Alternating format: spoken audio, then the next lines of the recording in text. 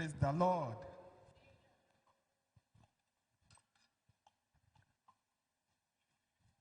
I want to especially thank our daddy in the Lord and mommy. Thank you, ma. Thank you, sir. Thank you for the support always, sir. I have very limited time, and based on 15 minutes, ma, 15 minutes. Yeah, let's quickly go into what we have for today from me. The job that has been given to me has to do with, please, can I have an idea of those of us that are into 9 to 5 kind of work? Salaried employee, do we have people like that here? Yes. Just a few. Salary employee, thank you. So please, I'm one of you. I'm also a salaried employee. Do we have business people here? Yes, sir. What's in business? Oh, good. I'm also one of you. That's what I do too. So please, I might want to move in between the two classes, but my concentration is going to be on those that are in 9 to 5 kind of work, because that's where I've spent my last 19 and a half years. I work in a bank in Nigeria. Thank you, sir. I work for First Bank of Nigeria PLC. And I've been there for, I'll be 20 years July next year. So I've been there for a number of years. And in fact, this First Bank here, I was once their branch manager some years back. And as of today, I cover Osun State. I'm an area manager in First Bank. I cover Osun State. And I'm telling you today, that life is a good one, but it's not the best for all of us. I was telling a friend that my father and mother, the two parents, they were teachers. And their vision in life was to serve government for 35 years and collect their pension till they die.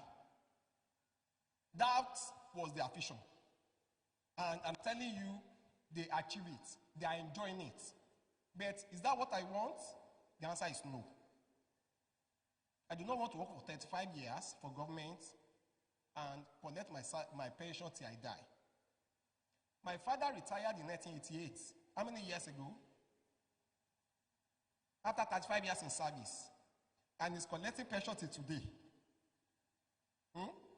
He was telling me that he has collected pension for more years than he worked. You get? He's enjoying it. But is that what I want? No. So what do we need to do as individuals?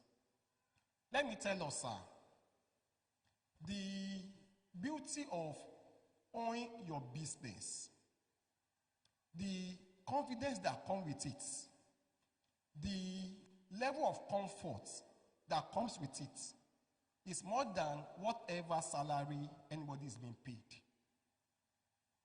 In Nigeria today, what could be the average salary of a salary earner in Nigeria? Any idea? Average. Not the top, the 50% percentile. The 50% percentile, how much? Can we say 500,000? It's more. It's lower.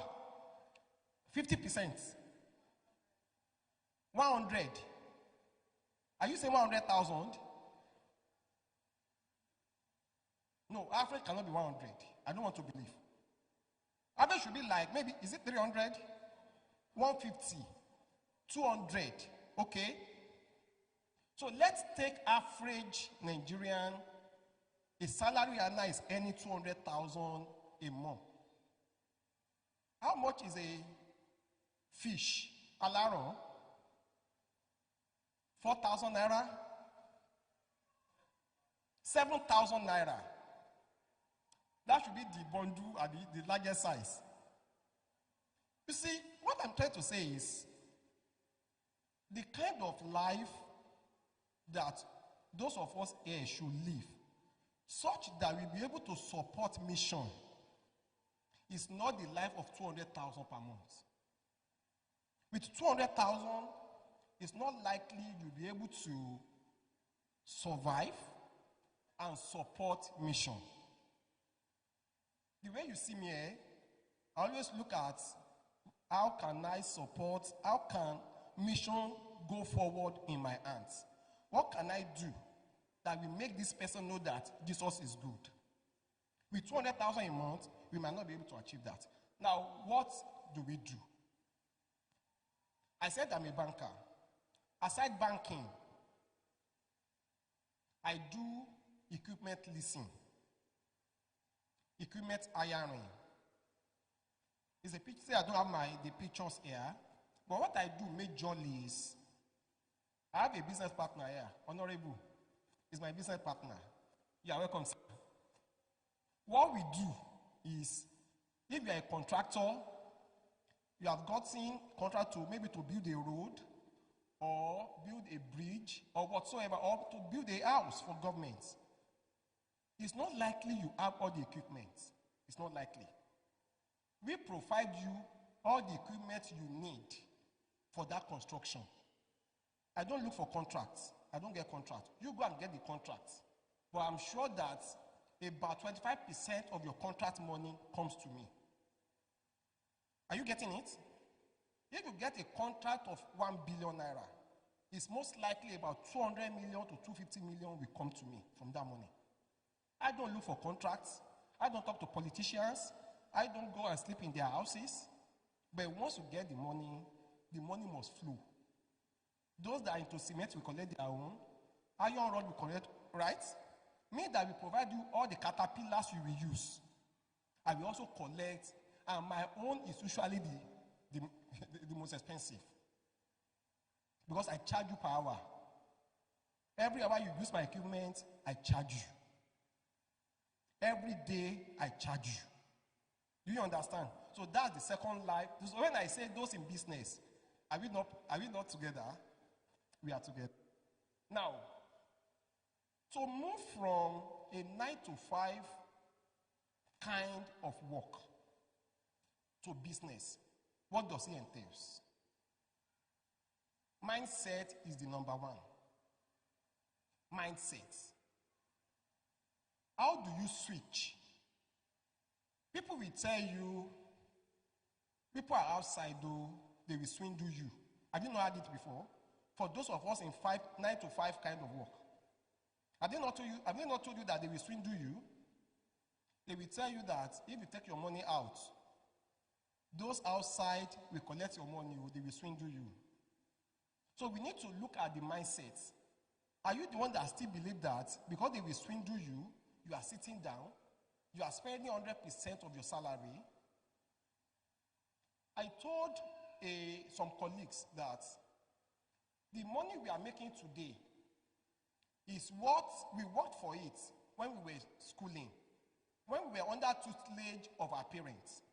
When we were young, our parents will tell you, Biodun, wake up, go and read. By 1 a.m., they will Biodun lock away. You get? They managed us to go to school. They encouraged us to go to school. They paid our school fees for us to go to school. And that is what we are eating now. In another 25 years, what are we going to eat? We are going to do that thing now. And our parents are not going to tailor us into doing it. It is us that we make sure that our mindset is properly placed to enable us do that we continue to eat after that work. So the mindset is key. There's the mindset between a wealthy man and a poor man differs. A poor man will say there is risk there. A wealthy man will say opportunities are there. In the program yesterday, there was a question that was asked about Japa. I was here yesterday, and I think it was Evangelist Awoksin that answered. And anytime I travel, I see that many of we young Nigerians, we are going to Canada, we are going to UK, we are going to US. You see the Chinese coming here. Why are they coming? The Chinese are coming here. Honorable Matthew, from toll gate in Ibadan, On your way to Lagos, what do you see? Factories. Please. Our governor is doing circular road. They are saying corridor. What do you think will be in the corridor? Factories. Who are the people that will most likely be at those corridors? They are going to be Chinese if we are not careful. Are you getting it? They are going to be Chinese if we are not careful, because they see opportunities here that we do not see. Our mindset here only see problems, insecurity, bad government, bad economy. That's what we see. But some people see problem, while some people see opportunities. So a wealthy man mindset is the one that sees opportunities. I'm going to quickly talk. Please, when I have 5 minutes, let me know. Okay. I'm going to quickly talk about 7 key points that we can use to migrate from being an employee only to become an entrepreneur. As I said, being an entrepreneur is what gives peace of mind. I can remember years back, I always think about bank sacking me. If they sack me, what becomes of me? You know, in bank, they can sack anybody any day. Maybe we know now. Your guaranteed salary is the last one you took. So I always think that somebody came out alone, what becomes of me? Let me tell you today, I'm already thinking of how to sack my bank. I'm tired of their work. And it's not likely I'll be there for a long time any longer, because I'm beginning to feel that 20 years is okay. Let me go and do something else. Why can I think like that? Because I have something that I think will give me better returns. So please, I want to talk about these few things that we can use. The first thing is ideation. Ideation. What runs through our mind? Let's think of what we can do. Let's generate ideas. Not just one, not just two, not just three. As of today, I've learned 3 major businesses. The first business I learned that years ago. I'm not started. Those in engineering world, we understand. That's what we call boring of engine block. That's what we call grinding of crankshafts. And that's what we call setting of nozzles. Many of us, when we are traveling, especially maybe on Odomasho Road, you see several trucks. While they are climbing the hill, they get stopped. They can't go again. Have you seen it before? Those trucks. Their problem is they were losing pressure. So they will need people like that to make sure that that truck leave that place. That was the first thing I learned in my ideation stage.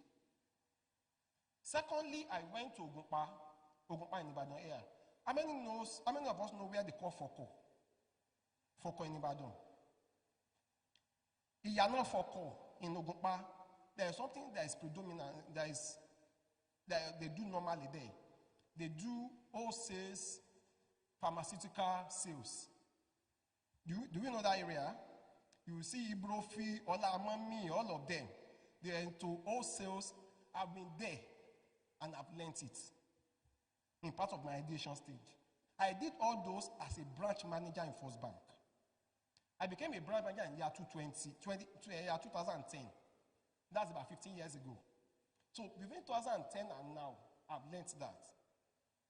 And during COVID 2020, I learned how to undo caterpillars, equipment leasing, and things like that. And that's what I do with my business till today. So please, idea is key. Create many of them. Work on them and acquire skills. Another thing is market research. and validation. I told you that I've learned three businesses. But I decided to choose one. I didn't go into pharmaceutical because certification. Omak was talking to us yesterday through the video, and he was talking about NAFDAC. Can you remember? Omak yesterday in that video. He was talking about NAFDAC, about some regulatory bodies, and I told myself, I'm not ready to spend all my reserve on NAFDAC.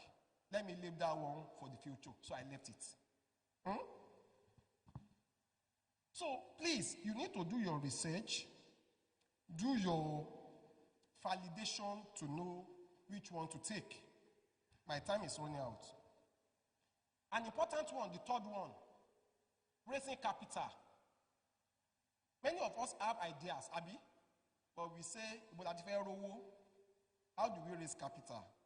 Let me tell you, capital is one of the easiest things to raise. Before I came here today, I had a meeting with a partner. I called him a partner. We just became a partner today. Just this morning. We signed off on some MOUs. He's from Osun State. He's the son of one of the past governors in Osun. I don't want to mention the name. But one of the recently past governors is the son.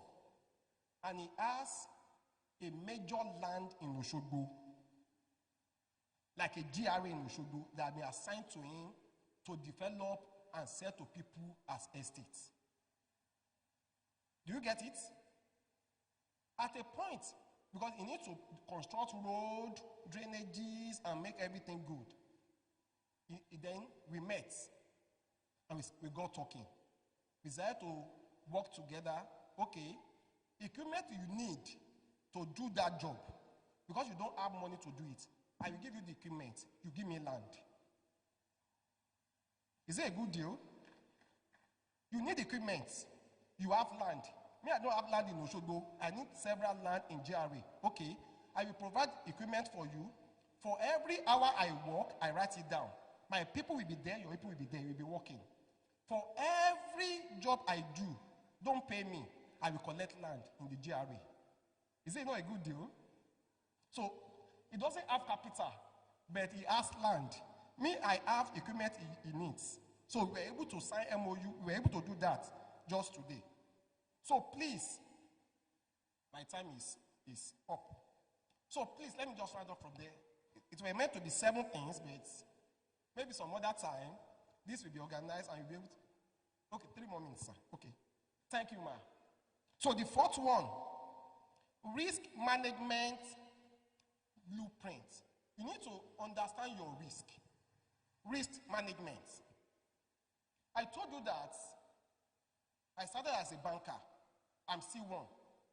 But now, I've got into equipment leasing, equipment hiring, and also buy equipment for people from abroad. If you're a contractor, you need equipment, and you need a good plug to buy quality equipment.